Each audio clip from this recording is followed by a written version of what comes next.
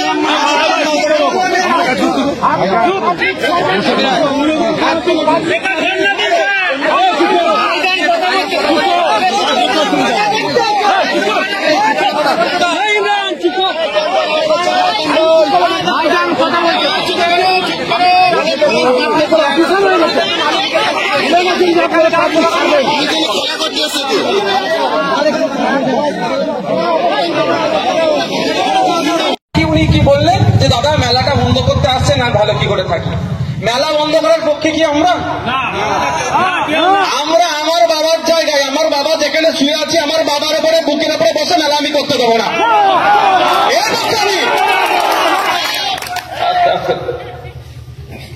এর পক্ষে আমি আমার বাবার কবরের উপরে বুকে বসে আমি মেলা করতে দেবো না দুনিয়ায় অনেক জায়গা আছে অনেক ভালো জায়গা আছে ও সেখানে আপনি করুন সেখানে বিরোধী নয় আমরা যার ভালো লাগবে যার মনে হবে মেলা প্রাঙ্গণে গেবে মেলায় ঘুরবে মেলায় আনন্দ করবে সে করতে পারে কারো অসুবিধা না কিন্তু এখানে আসার কারণ হচ্ছে আমার জায়গা 194 দাগ অঙ্কপাড়া মৌজা কবরস্থান যেখানে আমার দাদু পরদাদু আমার 14 গোষ্ঠী শুয়ে আছে তার উপরে মদ খেয়ে আসবে মাতলামি করবে অপবিত্র হয়ে আসবে কবরের উপরে বাঁশ ফুটে মানে বুকের উপরে বাঁশ ফুটবে এটা তো মেনে নেওয়া যাবে না ভাই এটা আমার কথা নয় কলকাতা হাইকোর্টের সিঙ্গেল বেঞ্চ ডিভিশন বেঞ্চের কথা বলছি কারো বাবার কবরের উপরে মাইক বাঁধা যাবে না এটা আমি বলছি না শুধু হাই ডিভিশন বেঞ্চ আপনাদের বলছে আমি এখানে এসেছি মেলাটা বন্ধ করার জন্য নয় আমার জায়গায় মেলা হচ্ছে জায়গা শুধু নয়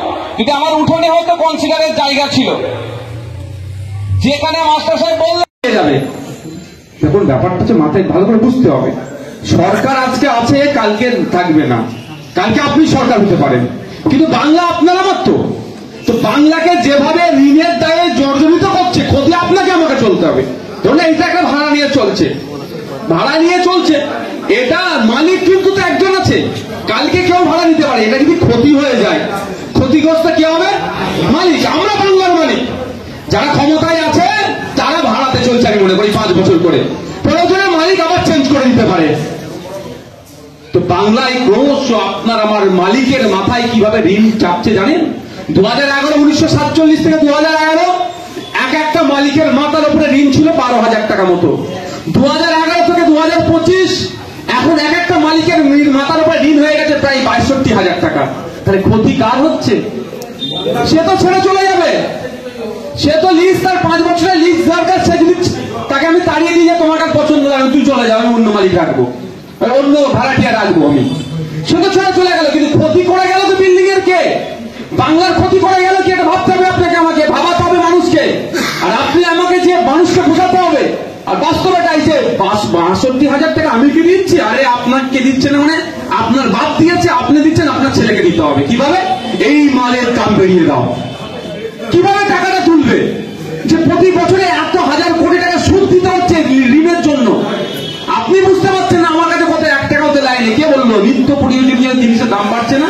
মোবাইলের রিচার্জ 999 টাকায় কি ছিল লাইফ টাইম, আর এখন 399 থেকে রিচার্জ প্যাক শুরু হচ্ছে। যত একটু আপনি পার ডে ডেটা নেবেন 599 পর্যন্ত হয়ে যাচ্ছে। তাহলে এই যে এক মাসের ডেটা প্যাক যে রিচার্জ হচ্ছে, এত টাকাটা যাচ্ছে কোথায়? ওই আমার মাথায় ঋণ আছে, ওখান থেকে যে সুদ হচ্ছে মিলাচ্ছে। পেট্রোল ডিজেলের দাম, আন্তর্জাতিক বাজারে যখন পেট্রোল ডিজেলের দাম বেশি ছিল তখন আমাদের রাজ্যে, আমাদের দেশে পেট্রোল ডিজেলের দাম অনেক কম ছিল। এখন আন্তর্জাতিক বাজারে পেট্রোল ডিজেলের দাম অনেক কমে গিয়েছে, আর এখন দাম বেড়ে গেছে। এই বাড়ছে কেন? এই মাথায় ঋণ আছে, ঋণকে পরিশোধ করার জন্য। ক্ষতি আমাদের হচ্ছে তো, আমার মাথা থেকে কেটে আমার এ করছে। তাই আপনাদের এটা মানুষকে বোঝাতে হবে, আমার পশ্চিমবাংলায় কৃষকরা কেন মাসে 25,000 টাকা ইনকাম করতে পারবে না। আরে মেঘালয়ের কৃষকরাও কৃষক, বাংলার কৃষকরাও কৃষক, হরিয়ানার কৃষকরাও কৃষক, পাঞ্জাবের কৃষকরাও কৃষক। পাঞ্জাব হরিয়ানাতে কৃষকরা মাস গেলে প্রায় 20,000-এর আশেপাশে ইনকাম করে। আপনি মেঘালয়ে প্রায় 30,000 টাকা একজন গ্রুপ ডিএর যে কর্মচারী সরকারি যা মাইনে, মেঘালয়ের কৃষকরা সে 8 মাস সেটা ইনকাম করে। আপনারা দেখেছিলেন যে আপনার যে কৃষক আন্দোলনের সময় মার্সিডিজে কৃষকরা এসেছিল না? আসবেই তো, তারা তাদের ফসলের দাম ঠিকঠাক পায় তো। 1,000 বিঘে জমি আছে, লিস্ট সব নিয়েছে, মাসে যদি হিসাব করুন, যদি ওই রকম মাথা পিছু ইনকাম হয় তাহলে বছরে তার কত ইনকাম হচ্ছে? তো মার্সিডিজ নিয়ে ঘুরবে না কি আমাদের মতো এই কৃষকরা ঋণের দায়ে আত্মহত্যা করবে? সেখানে সিস্টেম আছে, আর আমাদের এখানে তোলাবাজিতে শেষ করে দিচ্ছে।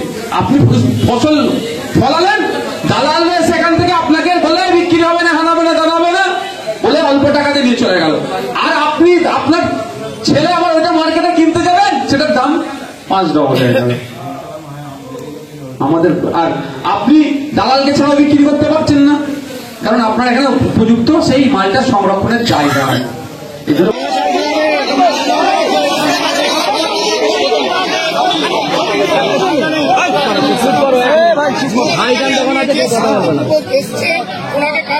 রাজনীতির কেউ স্লোগান দিয়েছে না, এখানে স্লোগান দিয়েছে। আপনারা হিংসা লাগাতে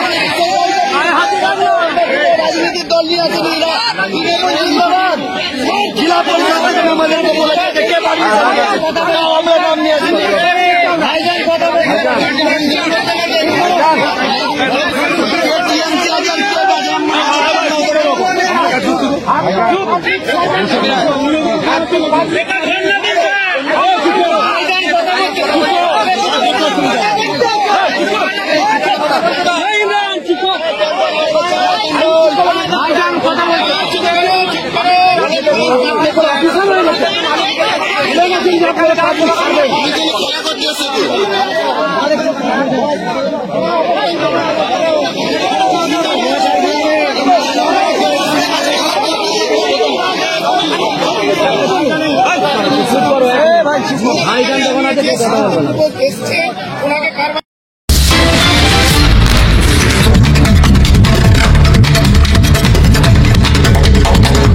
উনি কি বললেন যে দাদা মেলাটা বন্ধ করতে আসছেন, আর ভালো কি করে থাকলেন। মেলা বন্ধ করার পক্ষে কি আমরা? আমরা আমার বাবার জায়গায়, আমার বাবা যেখানে শুয়ে আছে, আমার বাবার উপরে বুকের উপরে বসে মেলা আমি করতে দেবো না। এর পক্ষে আমি, এর পক্ষে আমি আমার বাবার কবরের উপরে বুকে বসে আমি মেলা করতে দেবো না। দুনিয়ায় অনেক জায়গা আছে, অনেক ভালো জায়গা আছে, ও সেখানে আপনি করুন, সেখানে বিরোধী নয় আমরা। যার ভালো লাগবে, যার মনে হবে মেলা প্রাঙ্গণে গেবে, মেলায় ঘুরবে, মেলায় আনন্দ করবে, সে করতে পারে, কারো অসুবিধা নেই। কিন্তু এখানে আসার কারণ হচ্ছে আমার জায়গা 194 দাগ অঙ্কপাড়া মৌজা কবরস্থান, যেখানে আমার দাদু পরদাদু আমার 14 গোষ্ঠী শুয়ে আছে, তার উপরে মদ খেয়ে আসবে, মাতলামি করবে, অপবিত্র হয়ে আসবে, কবরের উপরে বাঁশ ফুটে, মানে বুকের উপরে বাঁশ ফুটবে, এটা তো মেনে নেওয়া যাবে না ভাই। এটা আমার কথা নয়, কলকাতা হাইকোর্টের সিঙ্গেল বেঞ্চ ডিভিশন বেঞ্চের কথা বলছি। কারো বাবার কবরের উপরে মাইক বাঁধা যাবে না, এটা আমি বলছি না, শুধু হাই ডিভিশন বেঞ্চ আপনাদের বলছে।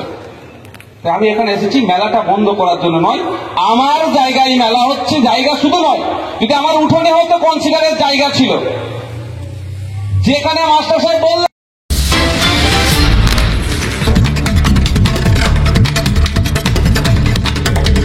আপনারাও চোখ রাখবেন আপনার কণ্ঠ, আপনাদের কণ্ঠ ইনসাফ টিভি। সবসময় শাসকের চোখে চোখ রেখে আমরা কথা বলি, আমরা ভয় পাই না, আমরা ভয় দেখাই, সত্য খবর আমরা তুলে ধরি। আপনারাও চোখ রাখবেন ইনসাফ টিভির পর্দায়।